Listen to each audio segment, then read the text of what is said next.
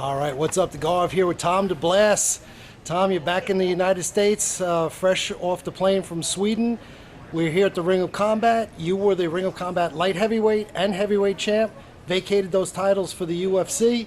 Now you're back here supporting Adam Fearon. Yes, sir. Be cornering Adam. And I want to talk a little bit about that UFC fight. Yeah, I was actually scheduled to fight in Ring of Combat against Danny Babcock. He's fighting tonight against Carlos Brooks, and had a previous injury. I hurt my ankle before when I fought David Teshkabeli, and it was fractured. And I just never really gave it a chance to heal. So my manager and my coaches thought it would be a good idea before we did get called to the UFC, because we figured it was coming sooner than later, to let my ankle heal. So I pulled out a Danny fight. Was on my ankle heal for about 2 weeks, and I was training technique, but I really wasn't training the fight. And I was eating some cereal, and I got the email from Joe Silva, and you got to jump on it when they call you. Well, it was like 10 days notice, and it's with the UFC, when they call, you go, pretty much. 10 days notice coming off an injury like that, not a full camp, but still in that first round, you really imposed your will on Diabate.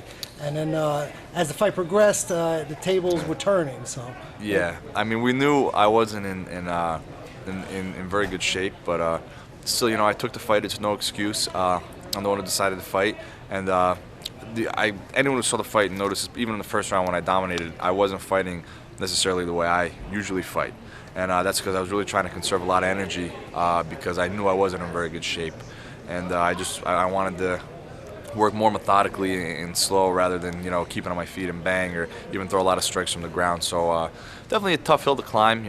A week's notice or 12 days notice, having to go to Sweden against a seasoned veteran like him. But I'm thankful for the opportunity. It was an awesome time.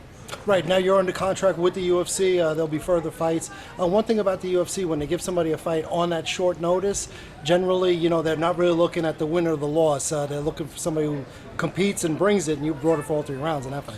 Yeah, I know they were, I feel bad that I came up short, but I did all I could do, and, looking back at the fight, it was probably a good thing that it happened, because I was never really pushed before to my limits, and in that third round, I really had nothing left for Cyril, and I got to feel how it felt to take some shots and feel pretty bad, and it's not that bad. Getting punched in your face or getting elbowed is not as bad as people think it is, and I learned a lot from the fight. And although it was taken on 12 days notice, I sat down with my coaches, and I was talking to Mark Henry last week, and we devised a whole new training plan for me, along with my wrestling coach Matt Pletcher, Ricardo, and everybody else. So a lot of good actually came out of this fight. Things that I wouldn't be doing before, I'm actually going to be doing now.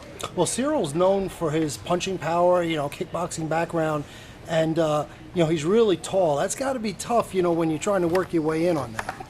Yeah, I'm the smallest light heavyweight, and I fought the tallest light heavyweight in my first fight. But I've always said, you really couldn't see it that fight, because I got so tired, but I have good foot speed, I got good hand speed, and it wasn't tough getting in the first round, but then I caught the kick the second round, and then after that, after he reversed that position, I was just pretty tired. But I am a shorter light heavyweight. That's why I am going to test the waters at 185 and see how that goes there.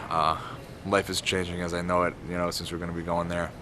Right, 185, is that going to be a tough cut for you, or you think you'll be pretty natural? I think it's going to be a very tough cut. I walk around at 215, 220. I never really cut that much weight before. When I first started fighting at 205, I would actually, when I fought Salmon, I came in the ring at 225. So it's it's going to be a tough cut, but at this level, everybody's doing it. Life is supposed to be tough, and right. When you're fighting in the UFC, you got to make sacrifices. Life has to change because you're competing against the best in the world, and it's something that I have to change my life and run 2 to 3 miles a day every single day, regardless of my training schedule. But that's just what it is. My man, Gary, what's up, brother? And not to make excuses, but you also had the ankle injury.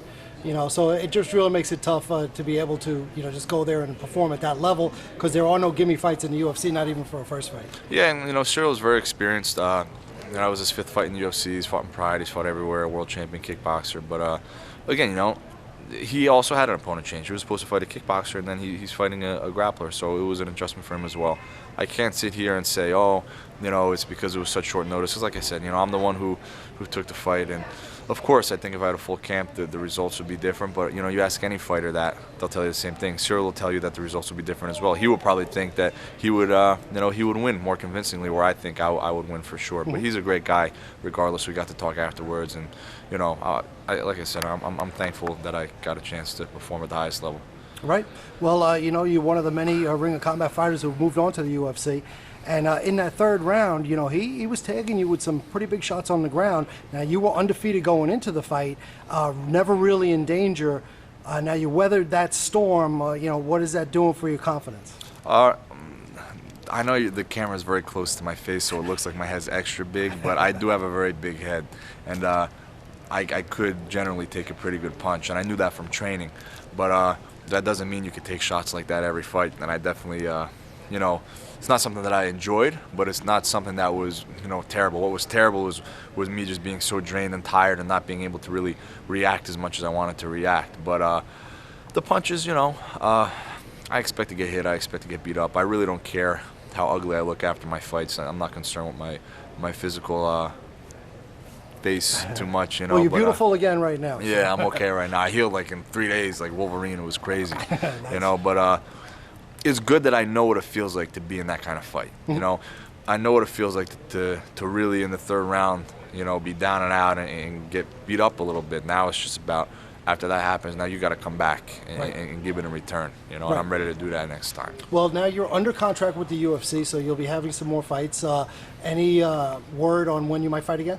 I don't know. I told them I want to, I want to keep fighting as soon as possible. Probably, if I was a betting man, maybe late summer or September. But I think they're gonna give me a little bit of time because I am cutting to 85 now. Now, if I was gonna fight at 205 again, I'd say, man, put me on the June card in New Jersey. I just like to fight, and I know next fight will be a full camp, and I'm really excited for it. It's gonna be good. Well, you were overseas fighting in the UFC for the first time. In terms of the jitters, how was it for you? I really don't have any. I always say, like, I'm a performer. You put me in the cage. I didn't, even though it was UFC, I didn't feel any jitters. Like, I can't use that as an excuse at all. When you're in the cage with somebody and you look across and you don't really look at the man that's across from you, it's an object that's trying to hurt you.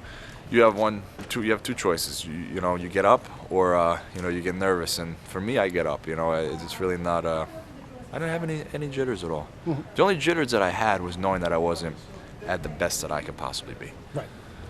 Well, so the next time out in the UFC, looking for the best Tom DeBlass out there, and the result's going to be a little different.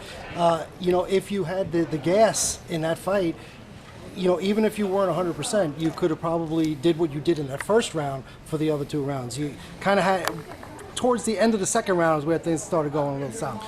Yeah, I believe so as well. I think so. But, coulda, shoulda, woulda. Who knows? Like, it was the way things were supposed to be at that time. And like I said, I knew going into it I wasn't the best that I could be. But looking back, I don't think I was the best that I could be at any of my fights. And that's what me and my instructors really started to talk about. There's certain things that I need to improve.